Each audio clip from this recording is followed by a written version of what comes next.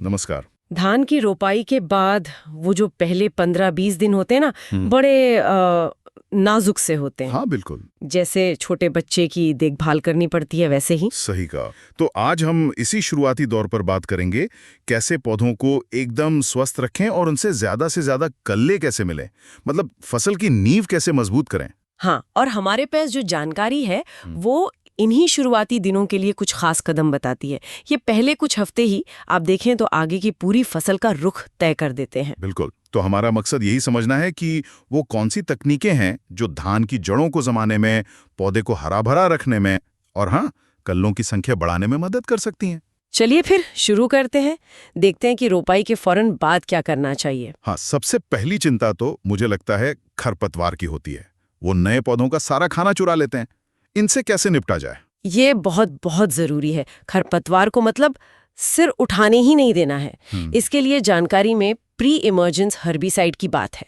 Pre emergence मतलब उगने से पहले ही? हाँ, उगने से पहले, जैसे ब्यूटाक्लोर 50% EC हंटर जैसा कोई ब्रांड, करीब 1 लीटर प्रति एकड़ डालने की सलाह है। अच्छा, ये क्या करता है कि मिट्टी के ऊपर एक पतली सी परत बना देता है, तो खरपतवार के बीज जो हैं वो उग ही नहीं पाते। अरे वाह, मतलब दुश्मन को मैदान में आने से पहले ही रोक दिया। हाँ, स्रोत में एक वो डिटॉल और मिट्टी के तेल वाला नुस्खा भी था ब्यूटाक्लोर के साथ, उसका क्या लॉजिक है? हाँ, उसका जिक्र है। देखिए, उसका कोई एकदम सटीक वैज्ञानिक कारण नहीं बताया गया है। हो सकता है ये दवा को फैलाने में या उसके असर को मतलब तेज करने का कोई देसी तरीका हो। हो सकता है। पर मेन बात यह है कि खरपतवार शुरू में काबू हो जाए तो धान के पौधे को पूरी जगह और पोषण मिलता है जमने के लिए। ठीक है, तो खरपतवार का तो ये हो गया। अब रुपाई के बाद पौधा नई जगह जाता तो इसे थोड़ा झटका सा लगता है ना? हाँ बिल्कुल, उसे कहते हैं ट्रांसप्लांट शॉक। तो इस शौक से उबारने के लिए और जड़ों को मजबूत करने के लिए क्या करना चाहिए? ये शायद रोपाई के 3-5 दिन बाद की बात है। सही। इसके लिए जानकारी में बायोटॉनिक या सीवीड एक्सट्रैक्ट मतलब समुद्री शैवाल का सत्व, उसका स्प्रे करने को कहा गया है। अच्छा, जैसे वो सागरिका या ह्यूमिक एसिड वगैरह। हाँ वही। सोचिए समुद्र के पौधे कितने रेजिलिएंट होते हैं।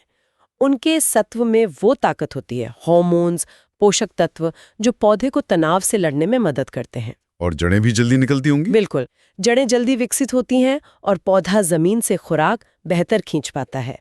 मात्रा भी कम ही लगती है, करीब 1 ml प्रति लीटर पानी। तो ये तो हो गया पौधे के लिए एक तरह का वेलकम ड्रिंक, बिल्कुल ताकि वो नई जगह आराम से सेट हो जाए। बिल्कुल। अच्छा, अब पौधा थोड़ा जम गया तो उसे खुराक भी चाहिए। पहली खाद और टॉप ड्रेसिंग जिसे कहते हैं। हाँ, टॉप ड्रेसिंग वो आती है करीब 10-12 दिन बाद। तो उसमें क्या क्या डालने की सलाह है? कलों के लिए खास है। और साथ में 5-10 किलो जाइम ग्रैन्यूल्स या अच्छी सड़ी हुई वर्मी कंपोस्ट, ये मिट्टी की जान बढ़ाते हैं। और हाँ, अगर बेसल डोज में डीएपी नहीं दिया था तो 5 किलो डीएपी भी इसी वक्त मिला सकते हैं। वाह, मतलब पौधे की थाली में सब कुछ, नाइट्रोजन, जिंक, मिट्टी सुधारक, बढ़िया। अब आते हैं उस खास चीज पर, कल्ले बढ़ाना। फसल 15-20 दिन की हो गई है, अब कल्लों की संख्या कैसे बढ़ाएं? हाँ, ये वो अवस्था है जब हम कल्लों के विकास को और तेज कर सकते हैं। एक तरीका बताया गया है, यूरेलिक एसिड 0.01% का स्प्रे। यूरिक एसिड, ये क्या चीज है?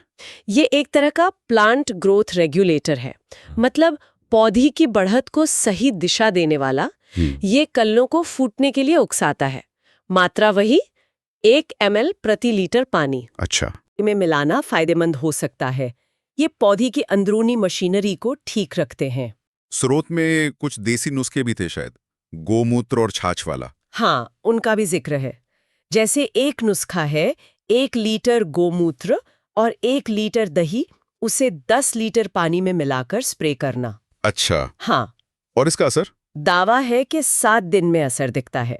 तो ये दिखाता है कि पारंपरिक ज्ञान भी अपनी जगह है और किसान अपनी सहूलियत से इन्हें भी आजमा सकते हैं। सही बात है। अच्छा, इन खास उपायों के अलावा पानी और कीड़े बीमारी का क्या ध्यान रखना है? पानी बहुत जरूरी है। खेत में लगातार 2-3 इंच पानी बना रहे, ये जरूरी बताया गया है। पर ध्यान रहे, पानी सड़ा हुआ न हो, मतलब बदलते रहना है। और तेज धूप में?